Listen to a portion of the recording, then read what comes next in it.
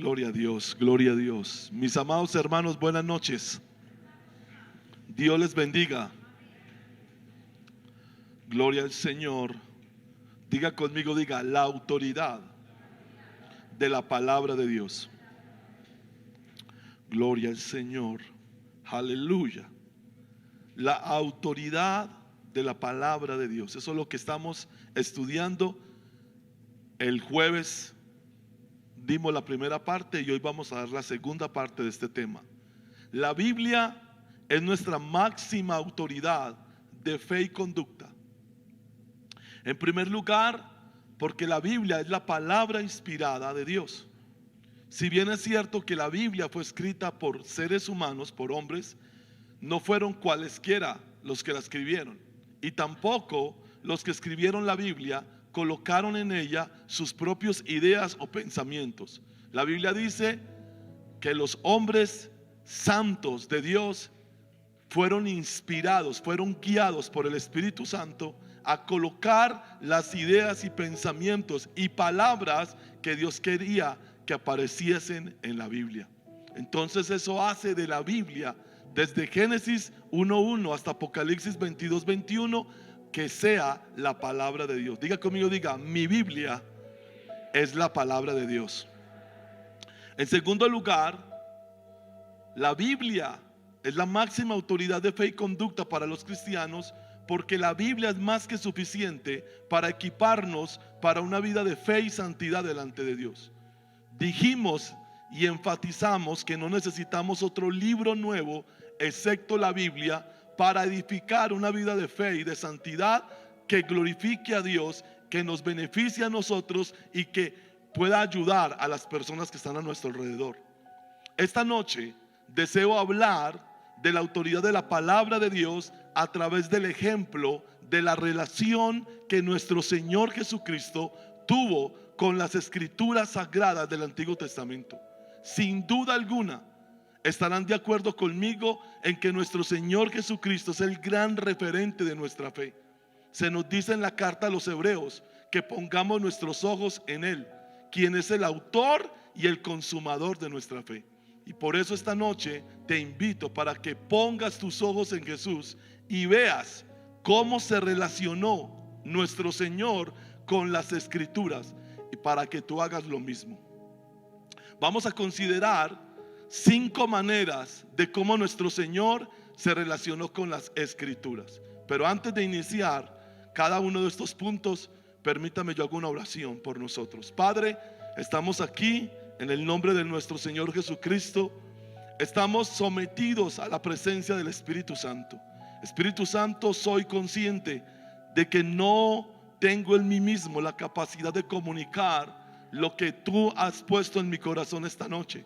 Por eso te pido que me ayudes a expresar cada idea, cada palabra de la mejor manera, que sirva para la edificación de mis hermanos que están aquí en el templo y de mis hermanos que nos están viendo a través de las redes sociales. Espíritu Santo, por favor, ilumina nuestro corazón de que no se puede ser un cristiano nacido de nuevo si la Biblia no es la máxima autoridad en nuestras vidas.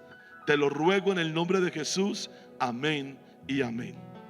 En primer lugar, nuestro Señor Jesucristo reconocía que la escritura, es decir, la Biblia, el Antiguo Testamento, porque Él se sometió al Antiguo Testamento, debía cumplirse en su vida. Nuestro Señor Jesucristo no se limitó a aceptar la exactitud absoluta de las escrituras del Antiguo Testamento en todo lo que enseñó, sino que además Él reconoció la autoridad y el control absolutos de la escritura sobre el curso total de su propia vida terrenal. O sea que cuando nuestro Señor veía las escrituras, Él no veía un libro que se le dio como simplemente una instrucción para que viviera en la tierra. No, Él veía en ese libro, en los escritos de Moisés, en los escritos de los profetas y en los salmos, veía al mismo Dios controlando su vida. Desde su nacimiento hasta su muerte y resurrección, hubo un principio predominante expresado en la frase para que se cumpliese. Diga conmigo, diga, para que se cumpliese. Lo que debía cumplirse en la vida de Jesús, en cada caso, era algún pasaje notable de la escritura del Antiguo Testamento. Por ejemplo, esta noche le voy a hablar de 18 cosas que se cumplieron en Jesús.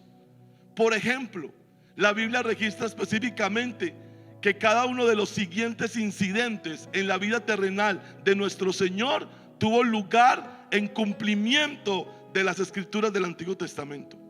Isaías 7:14, no los coloque, no coloque las citas, yo solamente las voy a mencionar. Isaías 7:14, se profetizó que su nacimiento sería de una mujer virgen. Miqueas 5:2, se profetizó que su nacimiento ocurriría en Belén. En Oseas 11:1 se profetizó que él saldría de Egipto. Eso habla de la huida a Egipto. En Mateo capítulo 2, el versículo 23, se profetiza que su residencia sería en Nazaret. En Isaías 11 del 1 al 3 e Isaías 61, 1 y 2 se profetiza que él iba a recibir la unción del Espíritu Santo. En Isaías capítulo 9 versículos 1 y 2 se profetiza que su ministerio iba a ser en Galilea de los gentiles. En Isaías 53 versículos 3 y 4 se profetiza el ministerio de curación y de sanidad de los enfermos. En Juan capítulo 12 versículos 36 al 43, que es un acople de Isaías 53:1 e Isaías 6:10, se profetiza el rechazo de sus enseñanzas y de sus milagros por parte de los judíos. En el Salmo 78 versículo 2, su uso de las parábolas, se profetiza que él iba a predicar por parábolas. En el Salmo 41:9 se profetiza la traición que le hizo un amigo íntimo. Judas era un amigo íntimo del Señor, y eso lo profetizó David por el Espíritu 1000 años antes de Jesús. En Mateo 26:56 se profetiza el abandono de sus discípulos.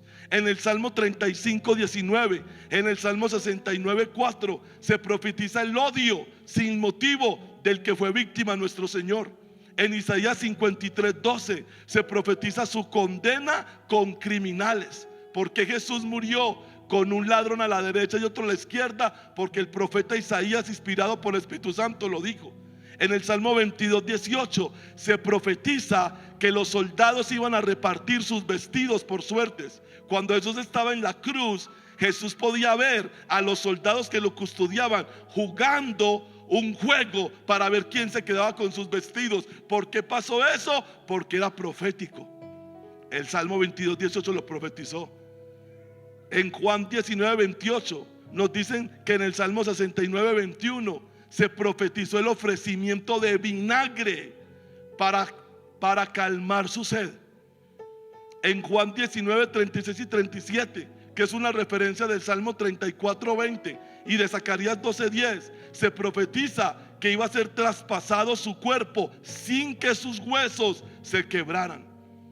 En Isaías 53:9 se profetiza que su entierro sería en la tumba de un hombre rico. En Salmo 16 versículos del 8 al 11 se profetizó su resurrección de los muertos al tercer día. ¿Cómo puedo demostrar con estas 18 profecías cumplidas en Jesús? La vida completa del Señor estuvo totalmente sometida al cumplimiento de la palabra profética. Ahora, ¿es coincidencia que estas 18 profecías que te acabo de mencionar se cumplieran en nuestro Señor Jesucristo? Me fui a una fuente, al libro de Josh McDowell, que se llama Evidencia que exige un veredicto.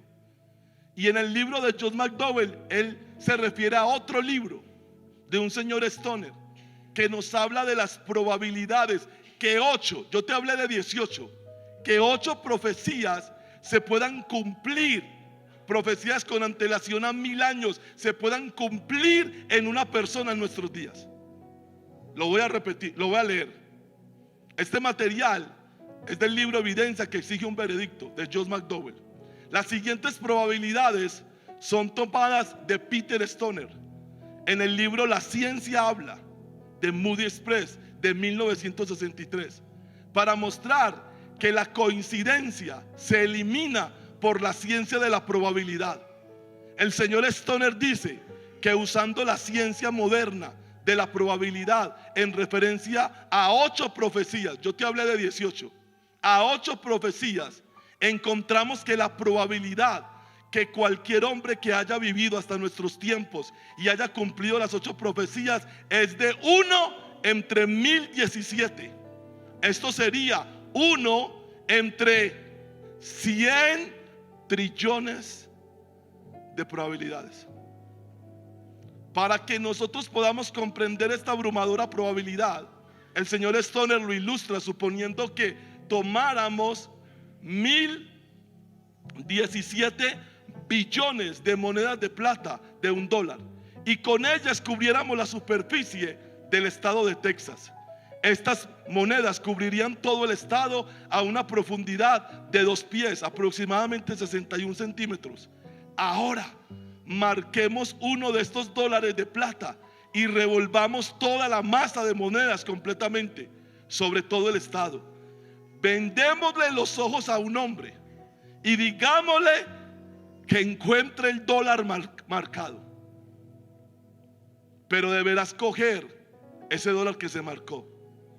Y hace una pregunta el doctor Stoner: ¿cuán probable sería que este hombre con la venda entre 1017 billones o trillones de monedas de $1 eligiera la moneda marcada? Tan probable como que los profetas hayan escrito 8 profecías y que todas se hubieran cumplido en el mismo hombre. Si usted no ha entendido nada de lo que le he leído, se lo va a resumir así: la Biblia es la palabra de Dios. Es imposible humanamente que esas 18 profecías se hayan cumplido por coincidencia.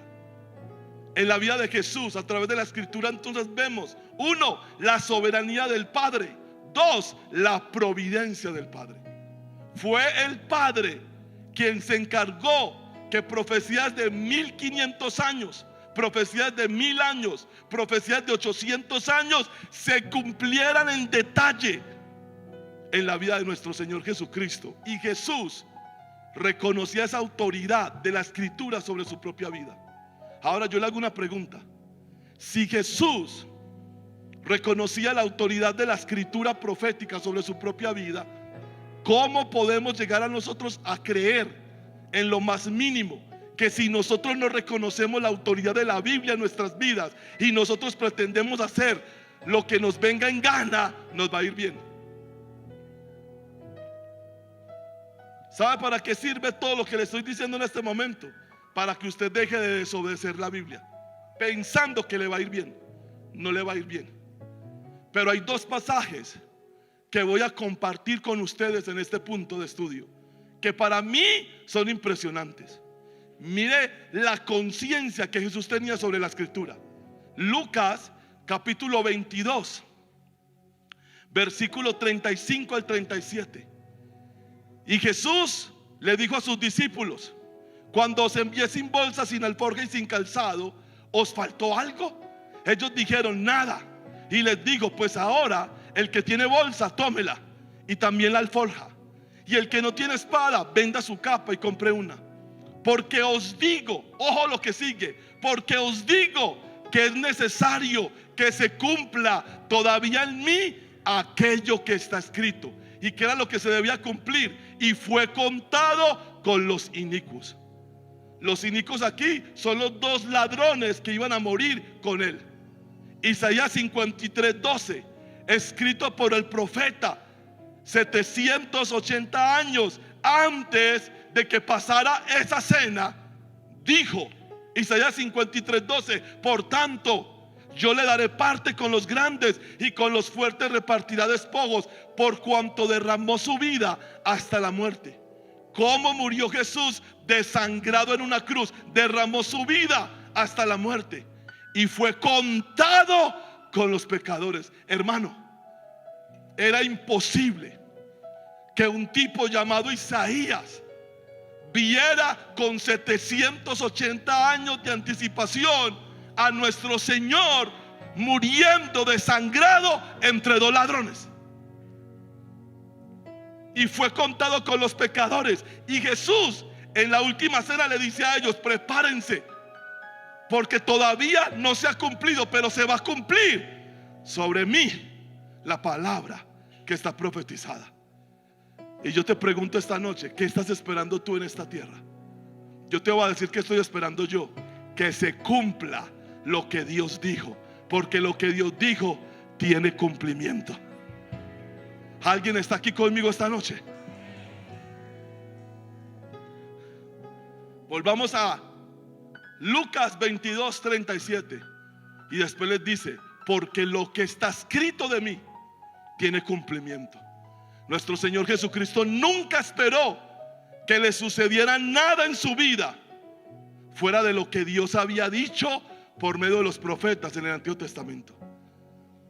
¿Cuál es la gran decepción que muchos de nosotros mantenemos con respecto a Dios? Que estamos esperando cosas de Dios que Él no nos prometió. ¿Cuál fue la gran victoria de Jesús sobre el mundo, sobre el pecado y sobre el diablo? Jesús nunca esperó que le pasara algo que no estaba escrito. Mis hermanos, les puedo decir algo: dejen de esperar golpes de suerte. La suerte no existe. Existe la palabra profética, más segura que la Biblia. Entonces, si usted se consigue un novio impío, no le va a ir bien. Entonces, si usted se consigue una novia impía, no le va a ir bien. ¿Por qué? Porque la palabra que se cumplió en ese señor se está cumpliendo en usted. ¿Sabe para qué me sirve a mí el entender estas cosas y las probabilidades? Para tener temor de Dios. La Biblia lo dice, pero a mí no me importa lo que la Biblia dice. Entonces prepárese. Esto es completamente revolucionario. Nuestro problema es que deseamos muchas cosas que no han sido determinadas por Dios para nosotros. El otro pasaje es Mateo 26, 52 al 56. ¿Qué pasaría si alguno de nosotros esta noche se siente en peligro? Yo sé lo que pasaría. Si tenemos la probabilidad de defendernos, lo haríamos. Si tenemos la probabilidad de orar contra el que nos va a hacer daño, oraríamos para que esa persona no nos tocara. Pero ese no es el caso de Jesús. Mateo 26, 52 dice: entonces Jesús le dijo: vuelve tu espada a su lugar, porque todos los que tomen espada, a espada perecerán. 53. ¿Acaso piensas que no puedo ahora orar a mi Padre y que Él no me daría más de 12 legiones de ángeles? 12 legiones son 72,000 ángeles, y un solo ángel mató 185,000 seres humanos en una noche. Ahora multiplique 12 legiones por 72,000 ángeles por 185,000, y esa hubiera sido la matanza de la noche de Getsemaní. Pero ¿por qué no lo oró? ¿Por qué Jesucristo no pidió las 12 legiones de ángeles? Verso 54. Pero ¿cómo entonces se cumplirían las escrituras de que es necesario que sea así que se haga? Jesús no fue un hombre cobarde, hermano. Jesús fue un hombre sometido a la escritura. Jesús sabía que iban a venir por él. Jesús sabía lo que le iban a hacer, que lo iban a escupir, lo iban a escarnecer, lo iban a azotar. ¿Y por qué lo permitió? No lo permitió porque fuera cobarde, se los hubiera comido de un mordisco. Lo permitió, era para que la escritura se cumpliera. A usted y a mí se nos asienta una mosca y ya estamos llorando y ya nos estamos yendo de la iglesia y ya Dios es el malo. ¿Y qué es esto tan horrible? ¿No cree usted que lo que le está pasando es porque es necesario que ocurra?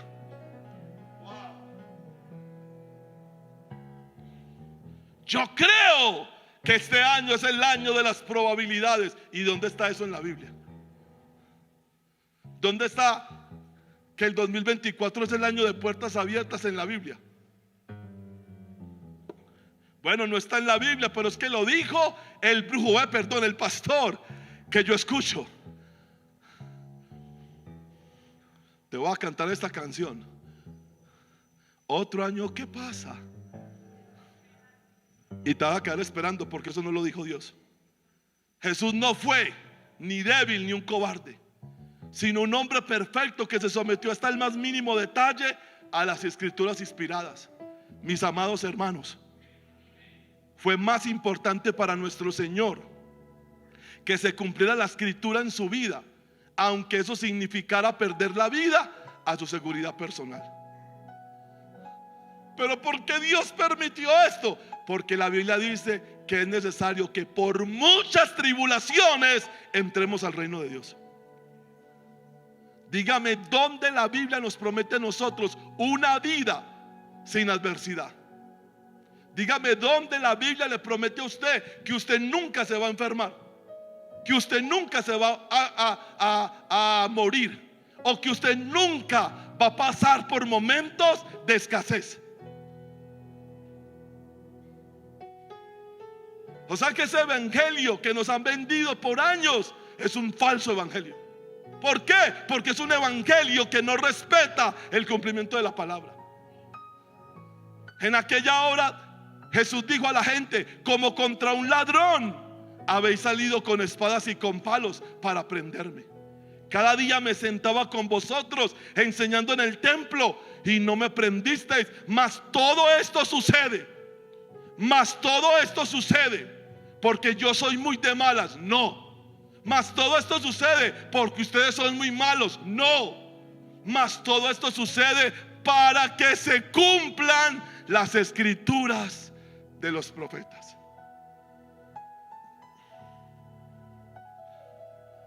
¿Cómo me va a decir a mí el Papa Católico que él no sabe ni entiende por qué Cristo vino a la tierra?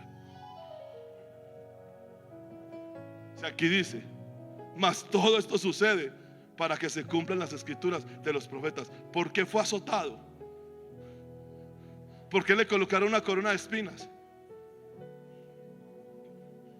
¿Por qué le desfiguraron el rostro? ¿Por qué salió cargando la cruz? ¿Por qué apareció Simón de Cirene y le ayudó? ¿Por qué lo clavaron a esa cruz? ¿Por qué se desangró en la cruz? Porque estaba escrito, hermano. Ahora mi pregunta es esta: ¿sabe usted lo que está escrito sobre usted? La lectura que nuestro Señor tuvo de sus padecimientos es una lección fundamental para nosotros. Jesús vio en esa multitud agresiva y malvada el cumplimiento de la palabra profética, pero no los mató. Recuerde que en Juan 19, cuando ellos llegan a Getsemaní, Él es el que los recibe. Él no estaba escondido. Él no era un cobarde. Él fue el que lo recibe y les dice: ¿a quién ustedes buscan? Y ellos le dijeron: a Jesús Nazareno. Y él les dijo: yo soy. Y todos se cayeron al piso. O sea que donde este Señor no esté sometido a la escritura, los mata. ¿Sabe qué necesitaba Jesús para matar a toda esa gente que vino por él? Decirles lo que le dijo a la higuera. A la higuera le dijo: nunca coma nadie fruto de ti. Y la higuera se secó. Entonces él hubiera podido decir: ¿saben una cosa? Ustedes deberían salir de esta tierra. ¿Sabe qué le hubiera pasado a toda esa gente? Se mueren. ¿Sabe que donde ese Señor clame en la cruz, donde ese Señor le haga caso a los judíos y se baje de la cruz y le diga: Padre, no quiero morir por esta gente? ¿Sabe qué le pasa a este planeta? Desaparece. Mas todo esto sucede para que se cumplan. ¿Sabe que a usted y a mí nos van a maltratar? ¿Sabe que a usted y a mí nos van a perseguir? ¿Sabe que va a haber gente que a usted lo va a odiar por su fe? Yo no entiendo a los evangélicos quejándose que porque en las universidades los profesores ateos los persiguen por su fe. Pero hermano, lea Mateo 10. Todos los van a perseguir y los van a odiar por mi causa. Antes nos ha ido muy bien. Mire la libertad que tenemos de congregarnos. Esto va a desaparecer. Va a llegar el día en que nosotros no nos vamos a poder congregar. Va a llegar el día en que nos van a perseguir. Va a llegar el día en que sus propios familiares a usted le van a decir: ¿sabes qué? Ya no quiero que vuelvas. Yo no creo eso. Entonces, hermano, se tiene que empezar a preparar. ¿Y sabe cómo se prepara? Lea la Biblia, porque eso viene. Jesús vio en esa multitud agresiva y malvada el cumplimiento de la palabra profética, y fue por ello que no respondió ni con ira ni con fuerza sobre ellos, porque escrito estaba: angustiado él y afligido, no abrió su boca. ¿Por qué se quedó callado con Herodes? ¿Por qué llegó un momento en que a Pilato no le volvió a contestar? ¿Por qué llegó un momento en que en el juicio ya no habló más con los escribas y fariseos? Por esta profecía, Isaías 53, 7. Creo que es Isaías 53, 7. Déjame, yo veo. Sí, Isaías 53, 7. Vea. Angustiado él y afligido, no abrió su boca. Como cordero fue llevado al matadero, porque se entregó y le dijo a Pedro en Getsemaní: guarda tu espada. Porque Jesús sabía que en ese momento el Padre quería que Él fuera un cordero, y los corderos no pelean frente a los que los van a matar. Lo que mi Padre quiere es un cordero. Pero el Jesús que viene por segunda vez ya no es un cordero, es un león, y los va a matar a todos con la palabra que sale de su boca. Y como oveja delante de sus trasquiladores, él mudeció y no abrió su boca. ¿Sabe dónde está la perfección de nuestro Señor? En someterse completa y absolutamente a la palabra de Dios. No fue temor, no fue cobardía lo que se manifestó en Getsemaní, sino sumisión a la palabra profética. ¿Quieres un cordero? Te voy a dar un cordero.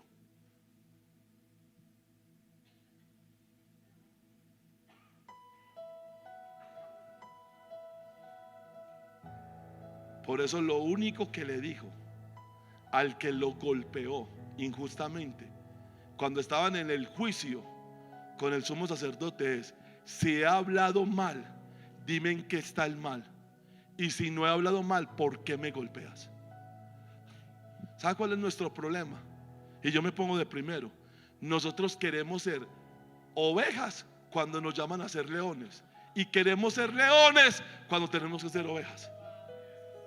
¿Por qué? Porque la palabra no gobierna nuestras vidas. Lo que gobierna nuestras vidas como creyentes son los sentimientos.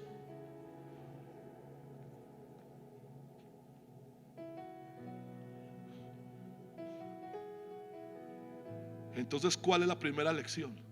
Diga conmigo, diga: debo reconocer el cumplimiento de la palabra en mi vida. ¿Usted recibe esta enseñanza? Entonces denle un aplauso al Señor. En segundo lugar, ¿cómo se relacionó Jesús con la Escritura? Usándola para resistir la tentación de Satanás. En el relato de la tentación de que fuera objeto nuestro Señor Jesucristo en el desierto por parte de Satanás, leemos que Cristo contestó a cada tentación de Satanás con citas literales del Antiguo Testamento. Él respondió y dijo: escrito está, no solo de pan vivirá el hombre, sino de toda palabra que sale de la boca de Dios. Eso está en Deuteronomio 8:3. Luego Jesús le respondió: escrito está también, no tentarás al Señor tu Dios. Eso está en Deuteronomio 6:16. Y luego le dijo, entonces Jesús le dijo: vete, Satanás, porque está escrito: al Señor tu Dios adorarás y a Él solo servirás. ¿De dónde sacó todo eso? De Deuteronomio 6:13. Eso me lleva a mí a pensar que cuando el Espíritu Santo se lo llevó después del bautismo para el desierto, Jesús no se fue con las manos vacías para el desierto. Esta es una apreciación personal. Para mí, Jesús se fue con Deuteronomio para el desierto. Y por los 40 días, ¿sabe qué hizo Jesús? No solamente oró, leyó Deuteronomio. ¿Y sabe para qué leyó Deuteronomio? Para saber cómo responder a cada tentación de Satanás. ¿De qué tenemos que estar llenos nosotros cuando la tentación aparece? De la palabra de Dios. Pastor, yo no entiendo por qué caigo tanto en tentación. Posiblemente, mi hermano, porque usted está vacío de la palabra de Dios. 3 veces inició su respuesta con la frase escrito está. Y en cada ocasión cita textualmente del 5.º libro del Pentateuco, Deuteronomio. Y es digno destacar 2 cosas: que no solo nuestro Señor, sino también Satanás aceptara la autoridad absoluta de este libro. Voy a enseñarle una cosa de Satanás. Satanás odia la palabra de Dios, pero Satanás se somete a la palabra de Dios. Jesús nunca le dijo a Satanás hijo de tantas. Jesús nunca le dijo a Satanás Belcebú, padre de las moscas. No, Jesús le dijo escrito está. Hermano, si algún día usted tiene una lucha espiritual o una confrontación espiritual con un demonio, no lo insulte, hermano. El demonio se va a reír de usted. ¿Sabe qué es lo que usted tiene que hacer? Estar lleno de la palabra de Dios y contestar a cada acusación, contestar a cada insinuación. Escrito está. En tercer lugar, nuestro Señor Jesucristo afirma la autoridad de la palabra debido a su naturaleza eterna e inmutable. Ahora, ¿por qué Jesús se sometió a que la escritura se cumpliera en él? ¿Por qué Jesús usó la escritura como una espada contra las obras de Satanás? Porque Jesús reconocía en la escritura 2 de los atributos de Dios: eternidad e inmutabilidad. Por eso les dije que Jesús es la palabra encarnada y la Biblia es el Jesús en tinta y papel. En el Sermón del Monte, nuestro Señor Jesucristo dijo en Mateo 5, 17 al 18: no pensáis que he venido para abrogar la ley o los profetas. No he venido para abrogar, sino para cumplir. Y escuchen lo que dice a continuación: porque de cierto os digo que hasta que pasen el cielo y la tierra, ni una jota ni una tilde pasará de la ley, hasta que todo se haya cumplido. El término jota designa la letra más pequeña del alfabeto hebreo, que más o menos corresponde al tamaño y la forma de una coma invertida en la escritura moderna. El término tilde designa un diminuto rasgo en forma de cuerno, menor que una coma, añadido en la esquina de ciertas letras del alfabeto hebreo para distinguirlas de otras que con formas similares. Por consiguiente, lo que nuestro Señor está diciendo en realidad es que el texto original de las escrituras hebreas es tan exacto, autoritativo, que ni siquiera una parte de ellas, ni siquiera la parte más pequeña que una coma, puede ser alterada o quitada. En esa expresión, Jesús reconoce que la escritura inspirada por Dios es eterna e inmutable. Es difícil concebir otra fraseología que nuestro Señor Jesucristo pudiera haber usado con el fin de respaldar mejor la exactitud y autoridad absoluta de las escrituras del Antiguo Testamento. Esto determina que las escrituras inspiradas por el Espíritu Santo, primero, son eternas, es decir, el tiempo no las altera. Hermanos, la Biblia no es un libro antiguo, la Biblia es un libro eterno. Y los conceptos que la Biblia maneja no son pasados de moda, son eternos, es decir, atemporales.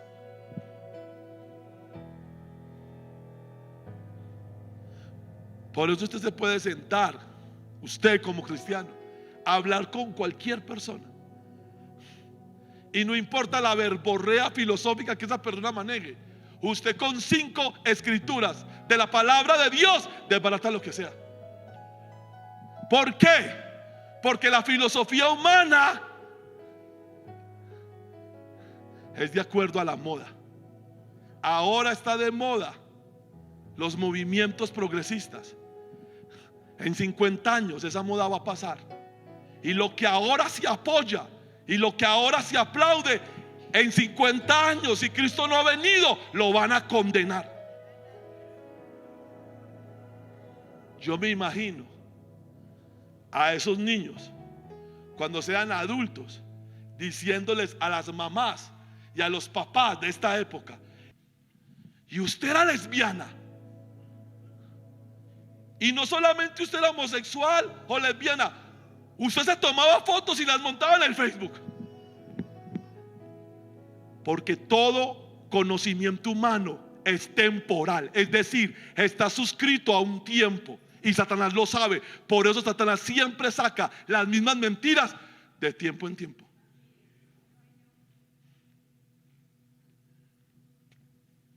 No se preocupe, que para estos grandes pensadores les va a llegar la hora. Además, nuestro Señor nos enseña que son inmutables. Es decir, la escritura no puede cambiar. Y finalmente, son fundamentales. Todo depende de su cumplimiento. No importa lo que los calvinistas, arminianos y cualquier grupo protestante de formación teológica diga, la palabra de Dios se va a cumplir. Así como esas 18 profecías que dije hoy se cumplieron al dedillo, Jesucristo volverá por segunda vez y sus pies tocarán el monte de los olivos en Israel y establecerá un reino por 1000 años. Matará al anticristo con el espíritu de su boca y los meterá con el falso profeta al lago de fuego y azufre. No importa lo que usted crea o deje de creer, hay un cielo eterno, cielos nuevos y tierra nueva, y hay un lago que arde con fuego y azufre que se llama la Gehenna, a donde los injustos junto con los ángeles rebeldes pasarán el resto de la eternidad.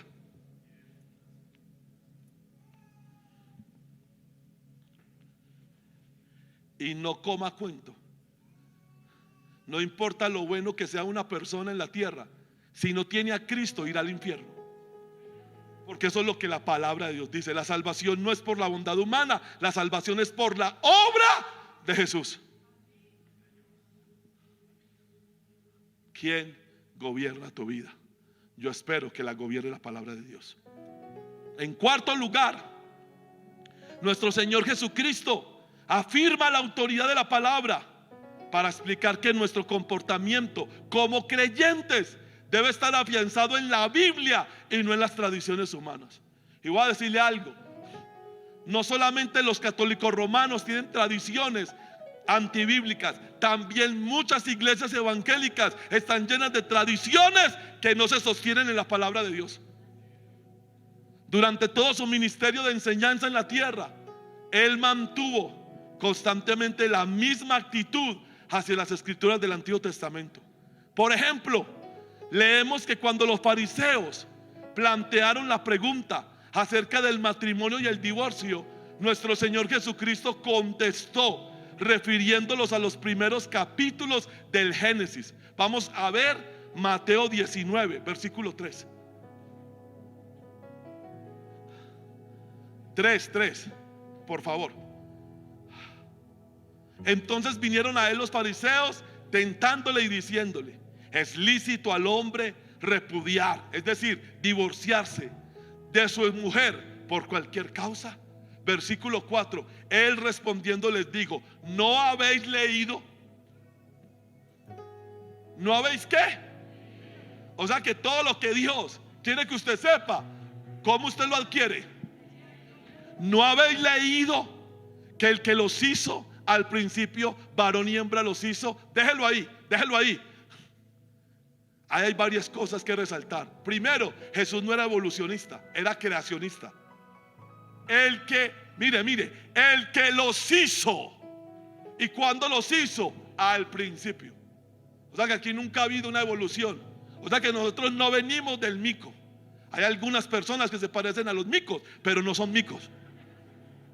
Mico es mico y humano es humano. Es en serio, lo estoy diciendo en serio. No me estoy burlando de nadie, lo estoy diciendo en serio. El que los hizo, nosotros somos creación de Dios y nos crea en el vientre de nuestras madres. Jesús nunca fue evolucionista. Y segundo, Jesús tampoco fue progresista. El que los hizo al principio, ¿cómo los hizo? Dios no hizo dos varones ni tampoco hizo dos hembras, hizo un varón y una hembra. ¿De dónde venimos los seres humanos? De la unión de un hombre y una mujer.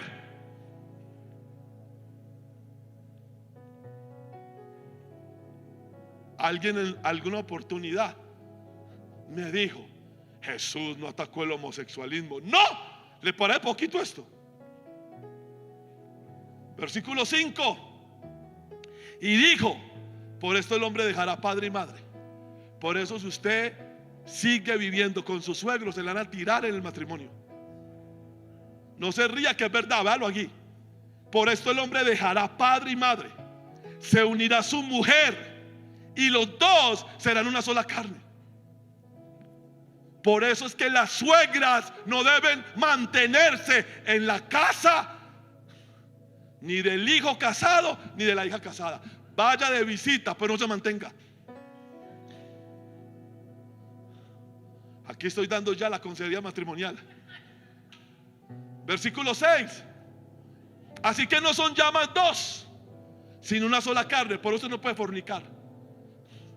Porque cuando usted tiene una relación sexual con una persona de otro sexo, usted se convierte en uno con ella. Por tanto, lo que Dios juntó, no lo separa el hombre. Jesús no está a favor del divorcio. Versículo 7. Le dijeron: ¿por qué pues mandó Moisés dar carta de divorcio y repudiarla? Él les dijo: por la dureza de vuestro corazón. Moisés os permitió repudiar a vuestras mujeres. ¿Por qué la gente se divorcia? Por la dureza del corazón. Mas al principio no fue así. Ahora, claro, otra escritura dice que si una persona está casada y esa persona es creyente, y está casado con una persona que no es creyente, y la persona que no es creyente no consiente en vivir con el creyente, Pablo dice, también por el Espíritu Santo, que en tal caso el creyente no está obligado a convivir con esa persona. Sí, porque si lo dejo así, entonces la gente dice: ay, entonces yo qué hice. No, si la persona con la que usted estaba viviendo no consentía en vivir con usted, dice que a paz nos llamó el Señor. Vea pues que ahí le dije todo el consejo. Ahora no vaya a decir: salí confundido.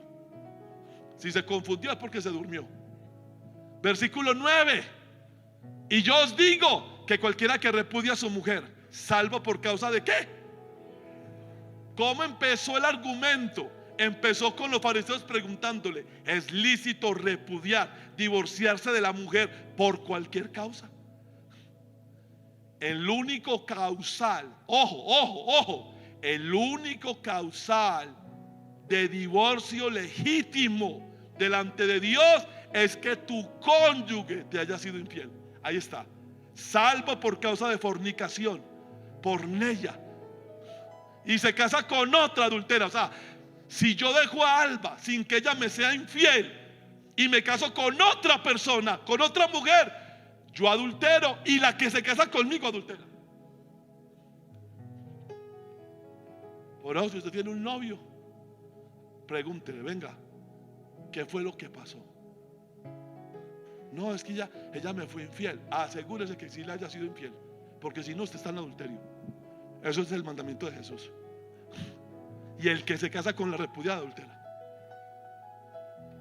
Pregunta: ¿qué usó Jesús para contestar a los fariseos? ¿Qué usó Jesús? Oiga, pues ustedes están aquí o no. ¿Qué usó Jesús? La escritura. ¿Y qué escritura usó? Génesis. O sea que es mentira que Génesis es una fábula. O sea que es verdad que Génesis es una historia. Génesis capítulo 1, capítulo 2 y capítulo 3 no es una fábula, es una historia. Porque ese fue el argumento que Jesús le dio a los fariseos para que no se divorciaran por cualquier causa.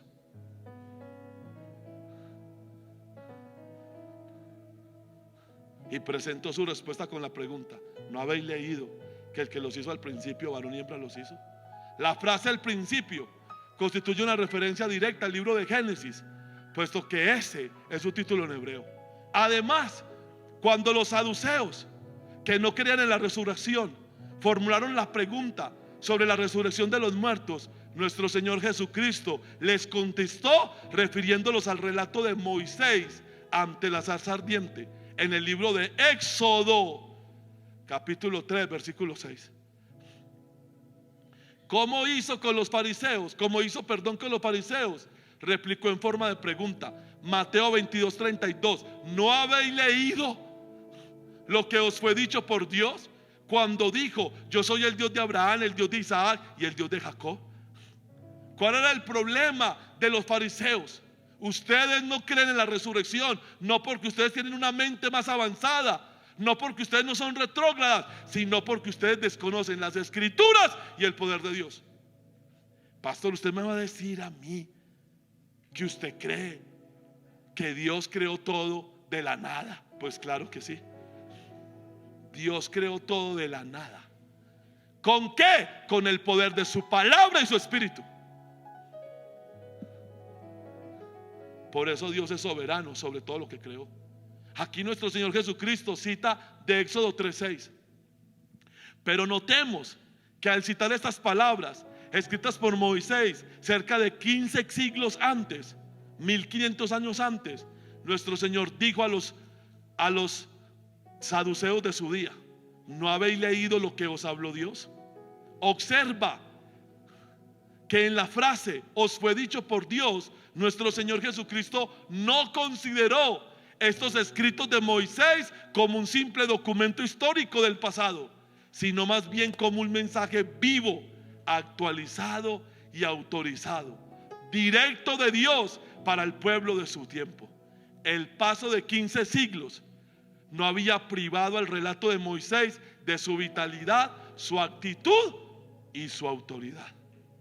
Es a la Biblia a la que debemos someternos para vivir de acuerdo a la revelación y no a las reglas del hombre. Marcos 7:6. Respondiendo él les dijo: hipócritas, bien profetizó de vosotros Isaías, como está escrito: este pueblo de labios me honra, mas su corazón está lejos de mí, pues en vano me honran, enseñando como doctrinas mandamientos de hombres. Porque dejando el mandamiento de Dios, os aferráis a la tradición de los hombres. Y hay iglesias evangélicas y todas las iglesias católicas que han hecho eso. Le han dado la espalda a la Biblia y se han aferrado a la tradición de los hombres. ¿De dónde salió el marianismo? De la tradición de los hombres. Y no empezó con los católicos romanos, empezó con los babilonios. Y no adoran a María, la de la Biblia, adoran a Semiramis.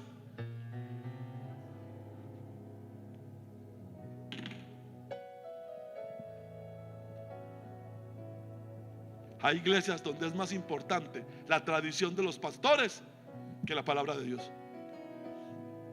Los lavamientos de los jarros, de los vasos de beber, y hace otras muchas cosas semejantes. Versículo 9. Les decía también: bien invalidáis el mandamiento de Dios para guardar vuestra tradición.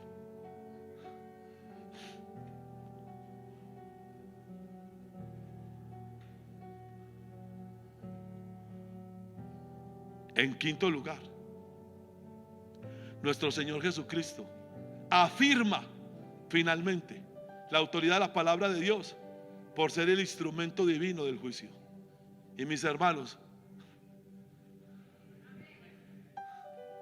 bueno, pues, parceros.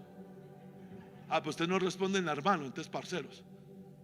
Mis hermanos, el último punto es el más terrorífico. La Biblia que usted deseche es el instrumento de Dios para juzgarlo. Jesús clamó y dijo, Juan 12:44: el que cree en mí, no cree en mí, sino en el que me envió. El que me ve, ve al que me envió. Yo, la luz, he venido al mundo para que todo aquel que cree en mí no permanezca en tinieblas. Al que oye mis palabras y no las guarda, yo no le juzgo, porque no he venido a juzgar al mundo, sino a salvar al mundo. El que me rechaza y no recibe mis palabras, tiene quien le juzgue. ¿Y quién es el que lo va a juzgar? La palabra que he hablado, ella le juzgará en el día postrero, porque yo no he hablado por mi propia cuenta. El Padre que me envió, Él me dio mandamiento de lo que he de decir y de lo que he de hablar. Mis amados hermanos, tenemos una Biblia que ignoramos, que no leemos. 5 minuticos en la Biblia y a usted le da sueño, pero usted puede pasar horas enteras pegado del celular en las redes sociales. Mis hermanos, ustedes tienen este año, y a partir de este año hasta que usted tenga vida en la tierra, ustedes tienen que volverse unos asiduos lectores de la Biblia. ¿Por qué? Porque la Biblia los va a juzgar. Versículo 48. El que me rechace y no recibe mis palabras, tiene quien le juzgue la palabra que he hablado. Ella le juzgará en el día postrero. ¿Qué va a usar Dios para juzgar al hombre? La Biblia. Apocalipsis capítulo 20, versículo 11. Y vi un gran trono blanco y el que estaba sentado en él, delante del cual huyeron la tierra y el cielo, y ningún lugar se encontró para ellos. Y vi a los muertos, grandes y pequeños, de pie ante Dios. Los libros fueron abiertos. Esos son los libros de la vida de cada persona. Y otro libro fue abierto, el cual es el libro de la vida, el libro de los salvos. Y fueron juzgados los muertos por las cosas que estaban escritas en los libros, según sus obras. Y la muerte, y el mar entregó los muertos que había en él, y la muerte y el Hades entregaron los muertos que había en ellos, y fueron juzgados cada uno según sus obras. ¿Y qué va a usar Dios para evaluar las obras de los hombres? La Biblia. Católico romano, ¿tú qué dices? Que si tú haces 5 obras malas, pero 10 obras buenas, Dios te va a dejar entrar en su cielo. Te tengo una noticia: eso es mentiras. Porque Dios te va a sacar a Isaías capítulo 64 y te va a decir que las buenas obras de un hombre sin salvación delante de él son como trapos de inmundicia. Tú tienes que leer la Biblia y tú te tienes que enterar de ella. ¿Por qué? Porque ese es el instrumento divino para juzgarte.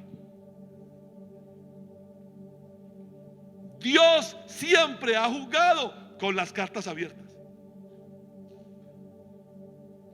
¿Sabe por qué ningún habitante del Hades puede maldecir a Dios? Porque Dios nunca ha jugado con las cartas cerradas.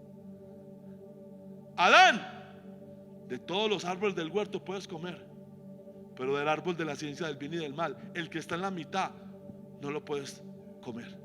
Porque el día que de él comas, te vas a morir. Si Dios es tan bueno, ¿por qué nos morimos? Porque Adán comió del árbol.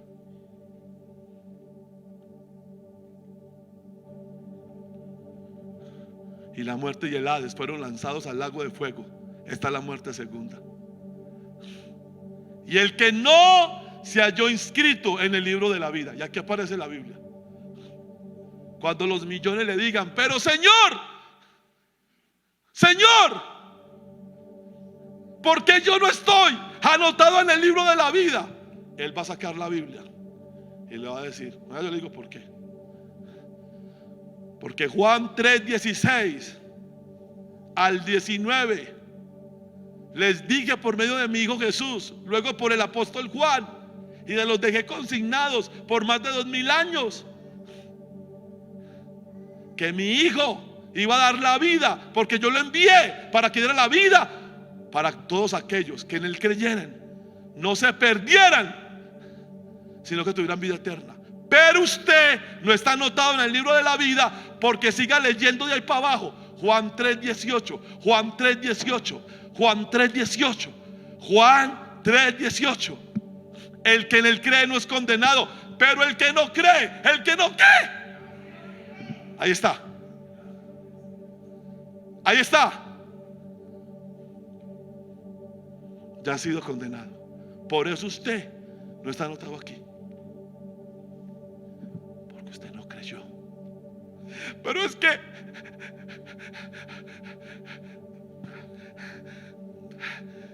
a mí no me predicaron. Y yo le voy a mostrar todas las veces que le predicaron. Yo estoy muy joven para creer. ¿Y quién te dice que de esta noche pasas? 50 se refugiaron en una casa y descendió una luz de tierra y se los llevó a los 50, de los cuales un niño pequeño de angostura y la abuela perecieron. 50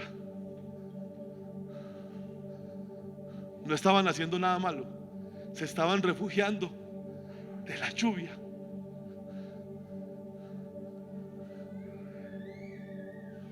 Pregunta: ¿cuántos de esos 50 están en el cielo? Yo respondo por el niño. El que en él cree no es condenado, pero el que no cree ya ha sido condenado. ¿Por qué? Porque no creo en el nombre del unigénito Hijo de Dios. ¿Y por qué no creen? ¿Por qué no creen? Es que es muy difícil creer. ¿Por qué no creen? Es que es muy difícil. Eso es muy complicado de entender. No. Y esta es la condenación. Por eso usted no está anotado aquí. Que la luz vino al mundo y los hombres amaron más las tinieblas que la luz, porque sus obras eran malas. ¿Cuándo es el culto en la iglesia de ustedes? El sábado. No, parcero. Sábado. Un sábado en Yarumal, en una iglesia. Sí.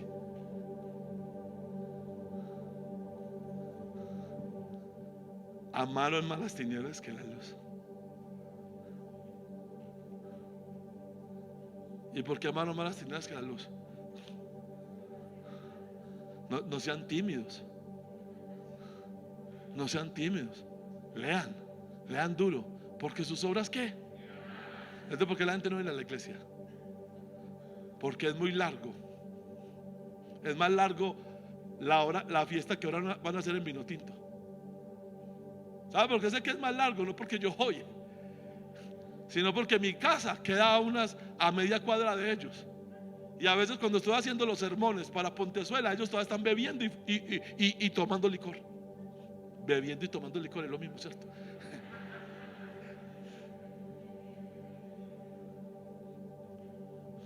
Amaron más las tinieblas que la luz, porque sus obras eran malas. Dios va a usar la Biblia para juzgar al mundo. La Biblia que quemaron, la Biblia que confiscaron, la Biblia que maldijeron, la Biblia que rechazaron, esa los va a juzgar. Concluyo mi sermón. Si nuestro Señor Jesucristo es la persona a la que debemos seguir, entonces, en primer lugar, al igual que Él lo hizo, debemos aceptar que la palabra de Dios debe cumplirse en nuestra vida y la debe regular. Segundo, la Biblia debe ser nuestra espada para destruir las tentaciones que Satanás y nuestra naturaleza carnal nos traen. Tercero, debemos aceptar la Biblia como la eterna e inmutable palabra de Dios. Por lo tanto, ella y no las modas eclesiásticas y las modas culturales son la norma para nuestra fe y conducta. Usted no puede pensar que porque la mayoría lo hace, usted lo puede hacer. No, si la Biblia dice que lo que la mayoría está haciendo es pecado, sépalo y entienda lo que es pecado, aunque la mayoría lo acepte. En cuarto lugar, la Biblia y no la tradición católico-romana y la tradición evangélica protestante deben ser las que moldeen nuestras vidas. Y en quinto y último lugar, si la Biblia me juzgará, entonces debo vivir sometido a ella y darle el lugar central en mi vida. Padre, en esta noche te pido que esta palabra no vuelva a estar vacía, sino que cada persona que estuvo al alcance de mi voz tome la decisión de hacer de la Biblia el centro de su fe, el fundamento de su fe. Y yo hago un llamado a esta comunidad de la Iglesia Bíblica Vida Nueva a que volvamos a leer en nuestras casas la Biblia. Mis hermanos, volvamos a los altares familiares. Mis hermanos, leámosle a nuestros niños, papá, mamá, las escrituras. Coloquemos la Biblia en el corazón de los nuestros, coloquémoslos ahí. Saca cada día un tiempo en la mañana y saca cada día un tiempo en la noche y apártate a leer tu Biblia. Escucha la voz de Dios a través de las escrituras. Vuelve tu corazón a la Biblia. Que la Biblia ocupe el primer lugar en tu vida. Moldea tu matrimonio por la escritura. Aprende a tratar a esa mujer como la Biblia dice que debes tratarla. Mujer de Dios, trata a tu marido como la Biblia dice que lo debes tratar. Padres, críen a sus hijos como la Biblia nos llama a criarlos. E hijos, sométanse a sus padres como la Biblia lo dice. Iglesia, volvámonos a la escritura, porque así como es improbable que estas profecías se cumplieran y solo se cumplieron por la gracia y la soberanía y la providencia de Dios en Jesús, así será improbable que nos vaya bien desobedeciendo la Biblia. Santa Biblia para mí, eres un tesoro aquí, porque tú me dices lo que debo creer y tú me dices cómo debo vivir. Dale a la Biblia el lugar en tu corazón central y te aseguro que jamás te arrepentirás, ni en esta vida ni en la eterna. Que el Señor añada bendición a esta palabra. Amén y amén. A todos nuestros hermanos y amigos, un Dios les bendiga. Paz y gracia sea sobre su vida. Lo esperamos el próximo martes a las 7 en punto de la noche para nuestro servicio de oración e intercesión. Bendición.